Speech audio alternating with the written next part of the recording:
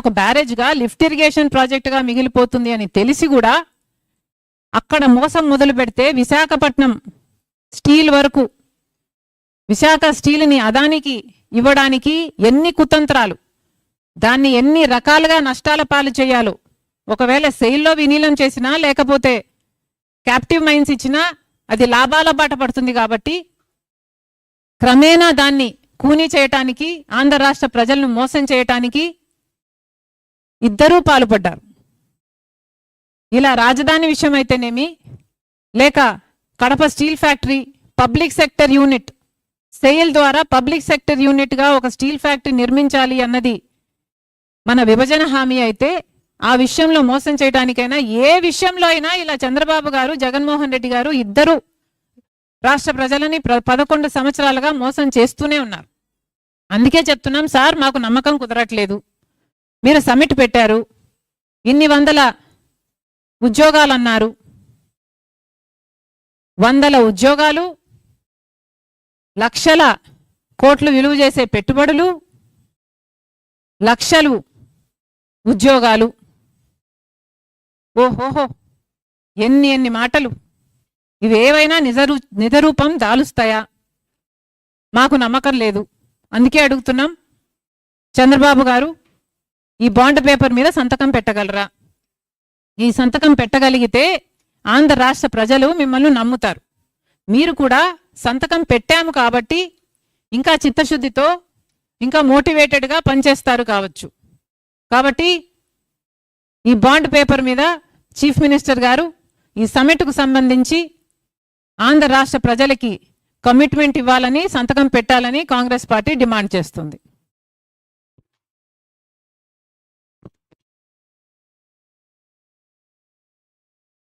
చంద్రబాబు గారు ఈరోజు అన్నదాత సుఖీభవ కింద 2వ విడత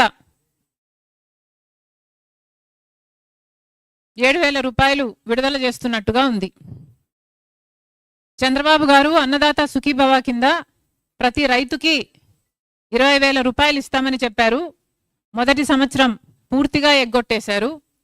2వ సంవత్సరం కూడా కేంద్రంతో కలిపి ఇయ్యటానికి 14,000 రాష్ట్ర ప్రభుత్వం, 6,000 కేంద్ర ప్రభుత్వం ఇచ్చేటట్టుగా మొదటి విడత 46 లక్షల మందికి ఇచ్చారు.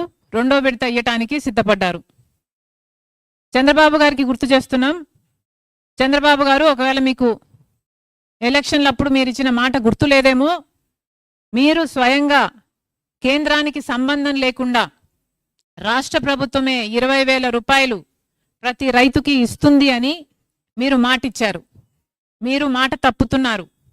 ఇప్పుడు కేంద్రంతో పిఎం కిసాన్ స్కీమ్తో దీన్ని ముడిపెట్టి మీరు ఇస్తున్నారు. కానీ ప్రజలు మాత్రం గమనిస్తున్నారు. రైతుల దగ్గరికి వెళ్ళి మీకు చంద్రబాబు గారు ఎంత ఇచ్చారు అని అడిగితే మొదట విడతలో కేవలం 5,000 వచ్చింది అని చెప్తున్నారు. అంటే ప్రజలకు అర్థమవుతుంది మీరెంత ఇస్తున్నారు, కేంద్రం ఎంత ఇస్తుంది అని. మీరు మాట నిలబెట్టుకున్న వాళ్ళు కావాలి అంటే మొత్తం 20,000 మీరే చెల్లించాలి. అదనంగా వచ్చేది రైతుకి కేంద్రం నుంచి అదనంగా రావాలి తప్పితే మీకు దానితో సంబంధం ఏమిటి అని రైతులు ప్రశ్నిస్తున్నారు. మళ్ళీ చెప్తున్నాం, ఇప్పటికే ఆంధ్ర రాష్ట్ర రైతులు అన్ని పెట్టుబడి ధరలు అన్నీ పెరిగిపోయాయి. విత్తనాలైతేనేమి, ఎరువులైతేనేమి, యూరియా దొరకటం లేదు, చాలా ఎక్స్పెన్సివ్ అయిపోయింది. ఇలా ప్రతిదీ రైతుకి ఖర్చు, లేబర్ అయితేనేమి, ఇలా ఖర్చు పెరిగింది. వచ్చే ఆదాయం, మద్దతు ధర లేదు, గిట్టుబాటు ధర లేదు, తడిచిపోయిందనో ఇంకోటనో అసలు రైతుకు ఏ ఆసరా లేదు. మొన్న మొంతాజ్ తుఫాన్లో కూడా 20 లక్షల ఎకరాలలో నష్టం జరిగింది అంటే చంద్రబాబు గారు పంట నష్టం చెల్లించాల్సి వస్తుంది అని 4 లక్షలే అన్నారు.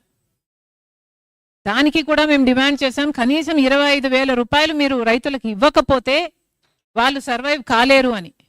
కానీ ఏమాత్రం పట్టించుకోలేదు. కేంద్ర బృందం వచ్చింది, హడావిడి చేసి వెళ్ళిపోయారు తప్పితే ఆ ఇన్సూరెన్స్, ఆ బీమా కూడా, ఆ నష్టపరిహారం కూడా వచ్చినట్టు లేదు. పంట బీమా ఎలాగో కట్టడం లేదు. రైతులు ఇప్పటికే చాలా ఇబ్బంది పడుతున్నారు. నిజానికి చెప్పాలంటే మీరు ఇచ్చే 5,000, 7,000 ఏ మూలకు సరిపోదు. కానీ కనీసం ఇప్పటికైనా చంద్రబాబు గారు తన వాగ్దానం గుర్తు చేసుకోవాలి. అన్నదాత సుఖీభవ, మీరు మాట నిలబెట్టుకున్న వాళ్ళు అవ్వాలి అంటే మొదటి సంవత్సరం కూడా ఇవ్వండి. ప్రతి సంవత్సరం 20,000 రూపాయలు మీరు ఇచ్చినట్టుగా రైతులకు ఇవ్వాలని కాంగ్రెస్ పార్టీ డిమాండ్ చేస్తుంది.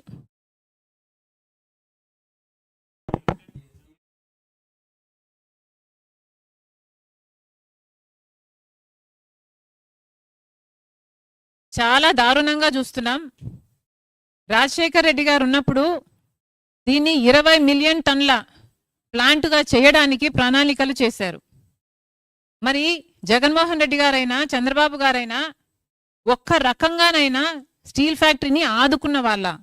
ఈరోజు ఇన్ని మాటలు అంటున్నారే, ఈ ఎంప్లాయీస్ కాదా స్టీల్ ఫ్యాక్టరీని ఇంతకాలం నిలబెట్టింది? 30,000 ఎంప్లాయీస్ ఒకప్పుడు ఉన్నారు, ఇప్పుడు సగానికి సగం తీసేశారు. అయినా కూడా వాళ్ళు ప్రొడక్షన్ చేస్తున్నారు.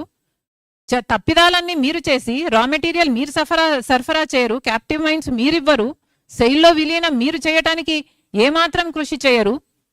మొన్న క్యాప్టివ్ మైన్స్ ఇవ్వడానికి మిట్టల్ పక్కన స్టీల్ ఫ్యాక్టరీ ఉంటే ఆ మిట్టల్ స్టీల్ ఫ్యాక్టరీకి క్యాప్టివ్ మైన్స్ ఇవ్వడానికి తెలుగుదేశం పార్టీ ఎంపీలు అందరూ వెళ్ళి మినిస్టర్ని కలిసారే. మరి స్టీల్ ఫ్యాక్టరీకి అడగాలని మీకు అనిపించలేదా? సో మీ బాధ్యతగా మీరు చేయాల్సింది ఏ పని చేయరు, పైగా ఇప్పుడు నింద ఎంప్లాయీస్ మీద పెడతారా? ఇది చాలా చాలా దారుణం.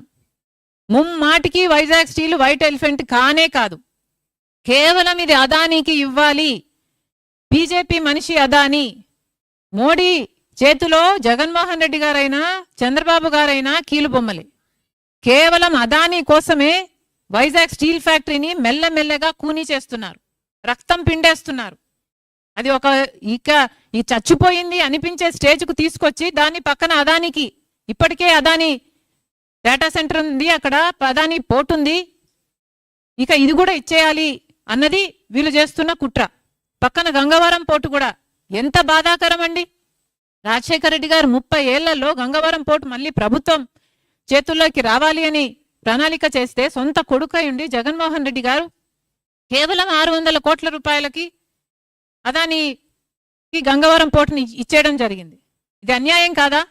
ఏ ముఖ్యమంత్రి నిలబడ్డాడండి విశాఖ స్టీల్ కోసం?